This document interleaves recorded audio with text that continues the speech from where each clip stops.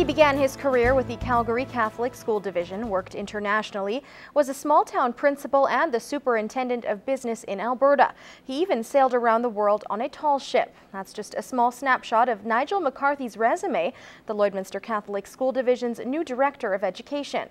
Now McCarthy calls Lloydminster home, arriving back in June ahead of the new school year to meet staff, visit schools, and get to know his team. He says as director, he's excited to work directly with the board and knows that role has many implications for the community. When we're educating a child, we're also educating to build a community 20 years from now, and I think working with boards gives me that perspective. And though I've worked with boards for the last 10 years directly and indirectly, this is a great opportunity for me. McCarthy says the most important thing in any administration position, whether it's a principal, superintendent, or director of education, is a good pair of shoes. You want to walk the hallways, and you want to meet people, and you want to spend time with students and teachers and understand what the challenges are, how we can improve upon those things. McCarthy adds he's had a great welcome to the border city and is looking forward to ensuring the vision of the community is translated back into the actions of the school division. Well, next time you walk into Lakeland College, you will now not only be greeted by the national and provincial flags, but by two new additions as well. Kira Lyons explains. The college, along with representatives from Indigenous communities, took part in a flag-raising ceremony. Permanently flying the Treaty 6 and Metis flags is one of the many steps being taken to create a supportive and welcoming environment for Indigenous students. We'll be revisiting some of our feasts and our band making contest and our round dance. I'm sure there'll be more of that coming this year.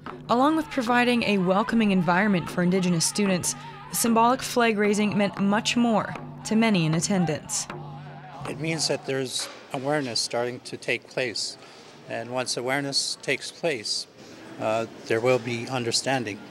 And so with understanding comes acceptance. And then with acceptance comes unity.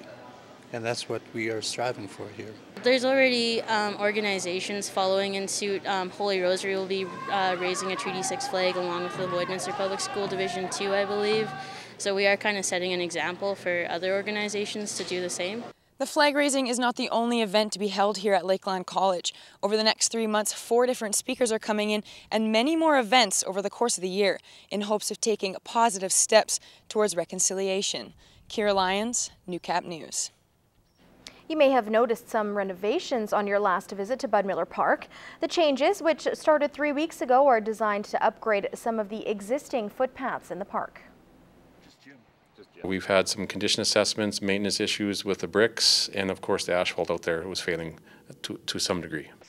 The wet conditions we've had over the past few days have delayed renos by a couple of days, but residents can expect the park to be in pristine condition. A whole new trails, asphalt trails, and then of course all the landscaping and everything else, the grass and stuff like that to be established, and put the park back into the condition that it was prior to.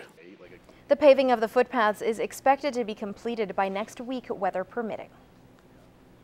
Trying out skateboarding for the first time is either exciting or intimidating to prospective skaters, but people looking to stay active might be surprised to learn how healthy skateboarding regularly can be. In this week's Healthy Living, Josh Ryan explores the benefits that come with an ollie, flip, and grind. Like other individual sports, skateboarding is all about pushing one's limits. It's all on you. If you want to do well in skating, you have to push yourself to do well. No one else is going to push you on your skateboard and no one else is going to land tricks for you. The action sport has numerous physiological benefits, particularly improved balance. From the small muscles in your feet right up through your core and into your spine, and your balance system in your inner ear system, your eyes. To pull off some of the tricks that advanced skaters do requires plenty of explosiveness. You got to stay on your feet and a lot of action through your legs and your torso. Then you need to have quick action of your muscles right away, full on and then off. So that's where you get into that anaerobic explosiveness. Getting to the point where you can do tricks does carry risk of injury, making it paramount to wear protective gear early on and to quickly learn how to fall properly. Right out of the gate, otherwise you're going to have broken fingers or twisted wrist, something like that. Unless you roll out of it, you're usually going to be spraining something. But if your focus is skating rather than flipping and grinding, there are cardiovascular benefits as well. When you have to get from your house to the ramps or going to your buddy's house or whatever, you got to get there, and you got to use your legs. Your legs are your big muscles, and that's a great workout for your body. Josh Ryan, Newcap News. The discovery of clubroot in the Lloydminster area is being described as a death in the family. In this week's agriculture report, Gerard Lampow finds out that all is not lost as an area producer deals with the soil-borne disease. How to manage the disease, what they can do to reduce the risk to spreading it to the rest of their farming operation, and to reduce the risk that they might be exposing their neighbors. On Monday, August 28, SAS Canola revealed that clubroot was found on a producer's field in District 9B, which includes Lloydminster. The soil-borne pathogen causes the roots of the canola plant to become swollen with what's called galls.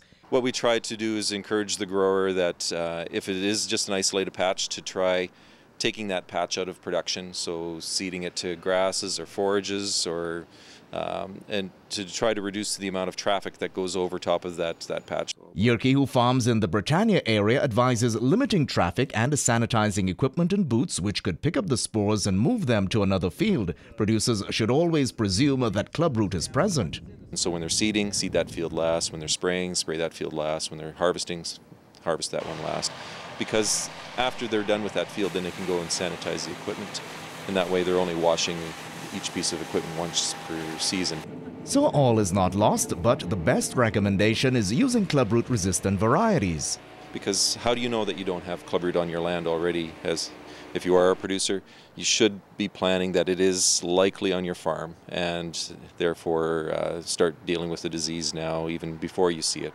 Yerke says resistant varieties work really well even if you have high levels of the disease, but there's the chance the disease will overcome the resistance if you use it in a tight rotation, so look to switch out to another crop or forage.